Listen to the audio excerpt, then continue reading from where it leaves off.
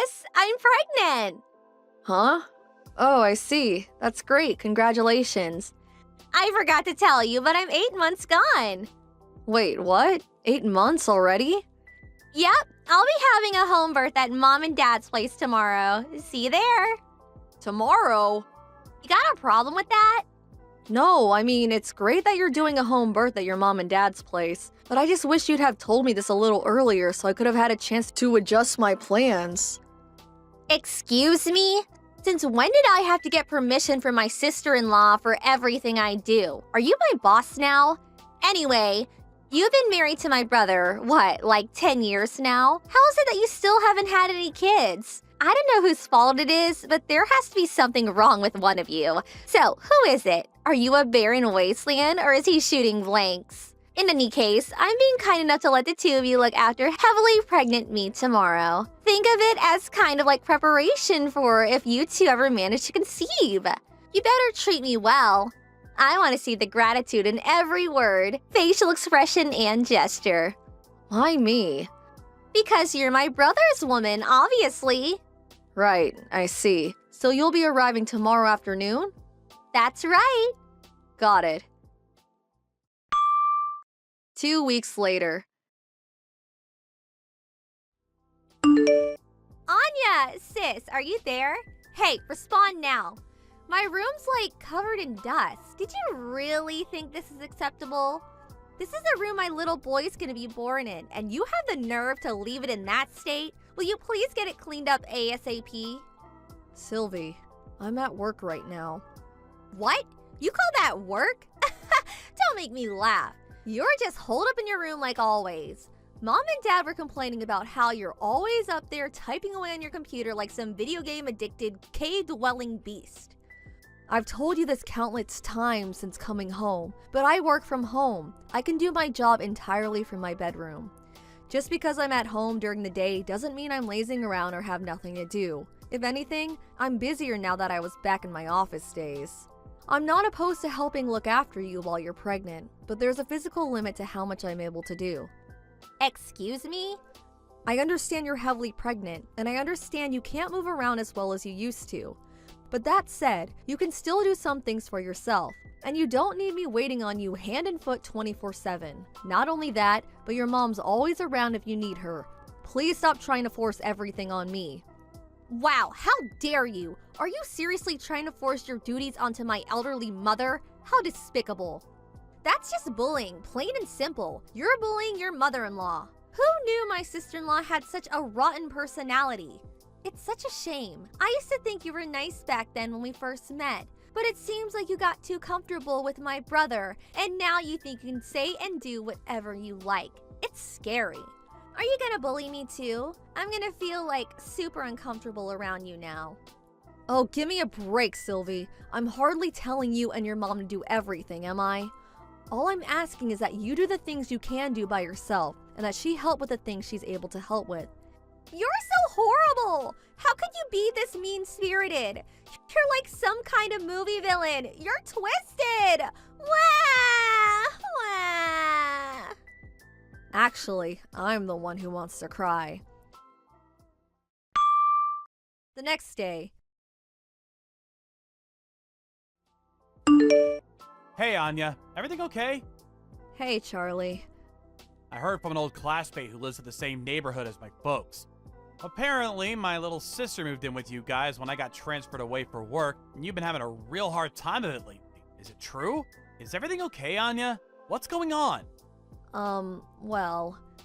My sister and parents have always had a poor attitude towards you. I know that. But I did tell you to tell me if anything happened with him, didn't I? You could talk to me about anything.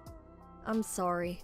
I didn't want it to affect your work badly in any way, so I kept it to myself. Don't be silly, babe. You need to think about yourself sometimes, too. Everyone at work's really understanding, so please don't worry about that. What actually happened? Apparently, Sylvie fell pregnant and came back to your folks' place for her home birth. Wait, what? My sister is pregnant? Since when? That's the first I've heard of it. Oh wow, you mean she didn't tell you either? She says she's 8 months gone already. 8 months? Right? I was surprised too. She only told me the day before I came back home. Then she basically ordered me to go to your folks' place, where I was apparently obliged to be your personal servant, carer, and waitress, and expected to cater to her every whim at a moment's notice. Naturally, your mom and dad always have her back 100%, so I'm basically stuck in a house where it's constantly 3 versus 1. To tell you the truth, I'm finding it a little difficult. On the other hand, she most certainly is very pregnant, and out of consideration for the baby, I don't want to do anything that might cause her stress. I feel kind of trapped. Oh no, Anya. I think maybe it's best you come and stay with me. How does that sound? Huh? I know you stayed there to begin with because you had your own job to think about, and my transfer was only ever meant to last a year at the longest. But you started working from home after I moved away, which means you don't necessarily need to be in that house for work, right? You do have a point. I've been working from home for about 6 months now, and what with everything that's been going on in the world, upper management decided recently that this style of working would be made permanent.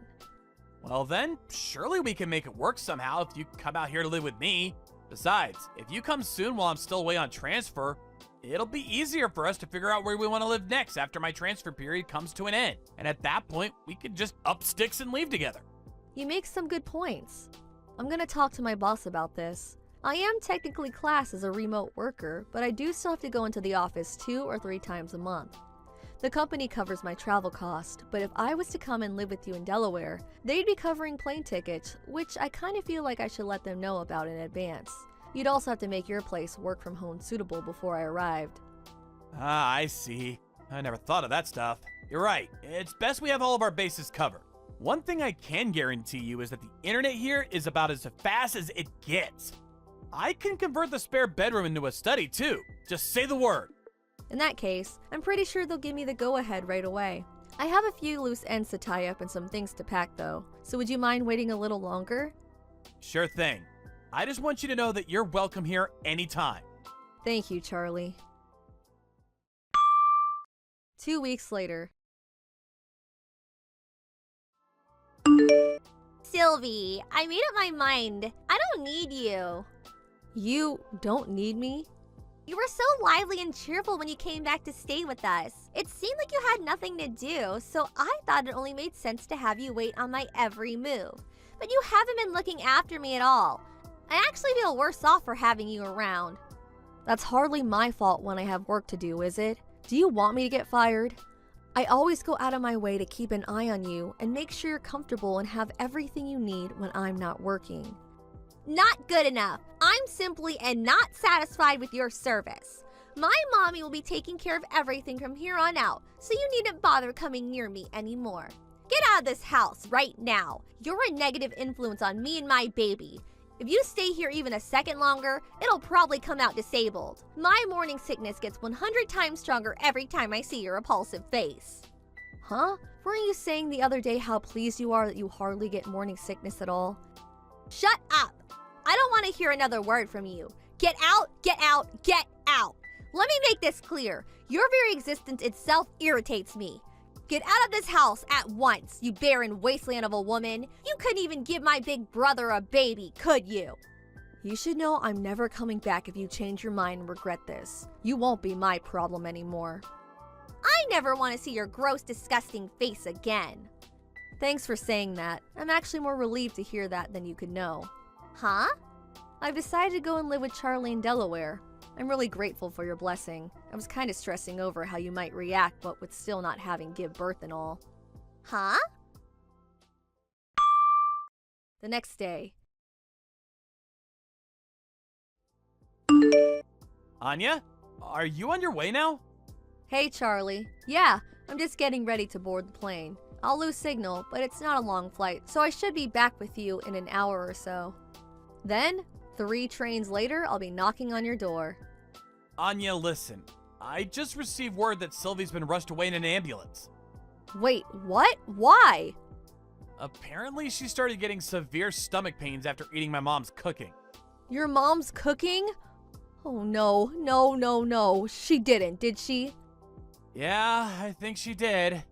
It's always been a rule in our household to check that the ingredients in Mom's section of the fridge aren't out of date or rotten before using them. No exceptions. It's been over 8 years since Sylvie flew the nest to go live on her own for college. And I'm guessing she totally forgot about Mom's unsanitary culinary habits. Oh my, I think you might be right. I'd been cooking all of her meals since the moment she came back. Come to think of it, I don't think your mom cooked for her even once. Not only that, but you've been cooking all of our family's meals for the last 2 years. Breakfast, lunch, and dinner, without fail, every single day. Your food's not only delicious and safe to eat, but you made everything with a healthy balance of vitamins, nutrients, and minerals in mind. My family's probably never been this healthy. As a result, I think they might have let their guard down. They took your cooking for granted, and then when you were gone, well, this happened. Obviously, I hope Sylvie's okay, but how's the baby? Have you heard anything? Last I heard that she was experiencing labor pains and that she was most likely going to have the baby prematurely at the hospital. Oh no, isn't that bad? It's not great, but don't worry, you don't have to go. I took an emergency vacation from work and I'll be heading down on the first flight tomorrow morning. Are you sure? I really don't mind. I think it's for the best you don't. I can just see it now. My sister hurling nonsensical abuse at you from her hospital bed the moment you walk in about how this is all your fault. Things might change and we might need you to come on short notice, in which case I'll contact you. But for the time being, I'd really appreciate it if you could just hold tight.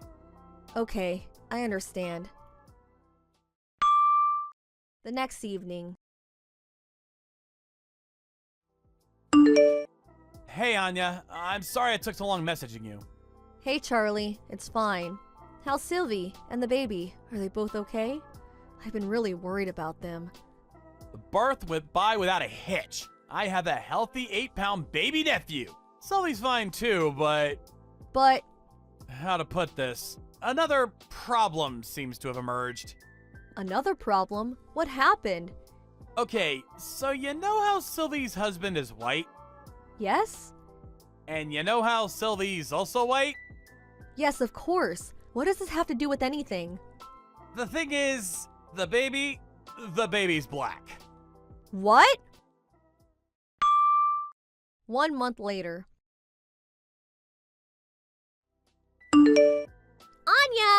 Anya! Hello? Anya? Please, will you come back? Pretty please with a cherry on top. My brother knows how to cook for himself. He'll be fine on his own. You'll be able to come back, won't you? Won't you? You should be prioritizing me and my little boy. I'm in the mother of all pinches here, Anya. Please. Oh my god, how did things get this way? Hello, Sylvie. I'm glad to hear you and your son are okay. I hate to have to tell you this, but even if I was to come back, I wouldn't be able to look after you like I was doing before. Why not? Things at work started going great when I moved out to Delaware to be with Charlie. He's really understanding of my remote work situation and goes to every effort to accommodate me. We also split the housework evenly. He's such a darling. I feel lucky to have him. But I'm struggling here. How can you live with yourself being all happy and content like that when I'm out here struggling? Looking after a newborn baby is so hard, you wouldn't believe. Like, gosh, how do people even do this? Not only that, but mom's cooking is so bad, I fear for my life every time I eat. Your mom's cooking? It seems like me getting rushed away in an ambulance wasn't enough to make her learn her lesson. Because she insists on making me her special dishes every day without so much as a glance at expiration dates or whether there's a mold on the ingredients. I had no choice but to start cooking for myself. Can you imagine if my little Tyrone ate something she concocted? Not only that, but I caught her force-feeding him honey from a bottle with "not suitable for infants" clearly written on the label. He's only supposed to be on breast milk, but she keeps trying to feed him additive-riddled grown-up food. And rotten additive-riddled grown-up food at that. That woman is dangerous. My dad lacks a spine to do anything but look the other way and pretend it isn't happening, so he's no help either. Where's your husband in all this? He divorced me. Ugh, don't ask the questions you already know the answer to. I see. So we really did end up divorcing over that, huh? Well, what about little Tyrone's real dad? What happened with him? I don't know. He disappeared. What? Forget all that. None of it matters now. The point is you need to come home. You need to come home now. My ex-husband wants nothing to do with me. My only choice now is to raise him at my parents' house while trying to avoid either of us being hospitalized again by my mom's lethal cooking. The only people who were ever capable of keeping this place in functioning order were you and my brother. Please, me and Tyrone need you. Stop your complaining and just help us already. Ugh! Nope, sorry, but I really can't do that. Why not? I'm begging you here. Have you ever seen me like this? Have you? I'm not doing it for fun, I promise you. Please, I'm desperate here. I have a question for you, Sylvie. Did you notice how unhealthy living with you made me? Huh? Not only did your mom force me to do all the housework and cooking, but when you showed up out of nowhere, so pregnant you were ready to burst and demanded I be your live-in carer going on slave. To make matters worse, none of you seemed to understand the meaning of remote work and interrupted me upwards of 20 times a day, resulting in me barely ever getting anything done. My body was sending me desperate signals to get out. Then Charlie sent me a lifeboat and invited me to live with him, so here I am. Finally recovering while being reminded what it's like to live a normal life. And you suddenly demand I throw all of that away to come back and live with you guys in the madhouse? You can't blame us for that. I bet you just weren't looking after your health properly, or not scheduling properly or something. That's got nothing to do with us. Don't you dare try and blame your poor lifestyle choices on me and my family. I see. Yeah, there's no way I'm coming back. Why? Good luck with everything. Goodbye. Later on, my in-laws agreed to let Sylvie and the boy with the mystery father stay with them indefinitely through gritted teeth, since she genuinely had nowhere else to go. But I hear her relationship with the two of them is more tense than ever. In spite of that, her mom and dad are still the only people in the world she has to rely on. But her mother, being the worst combination of slovenly and stubborn conceivable, is even worse at child rearing than she is cooking.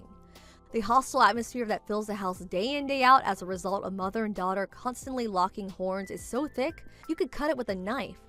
Upon seeing the horrific state of things, one of Sylvie's dad friends suggested they left Tyrone in the care of a foster home run by a lovely couple he knows. Apparently, Sylvie wasn't opposed to the idea. Little Tyrone's innocent in all this, and the thought of him growing up in such an unpleasant atmosphere turns my stomach. I was relieved to hear about the plans to put him up for adoption. As for Sylvie, she owes heaps in compensation to her ex-husband, so she'll have no choice but to return to the world of work soon enough. Something tells me she won't be getting much time to rest from now on. Thank you for watching. Please subscribe and hit the like button. See you next time.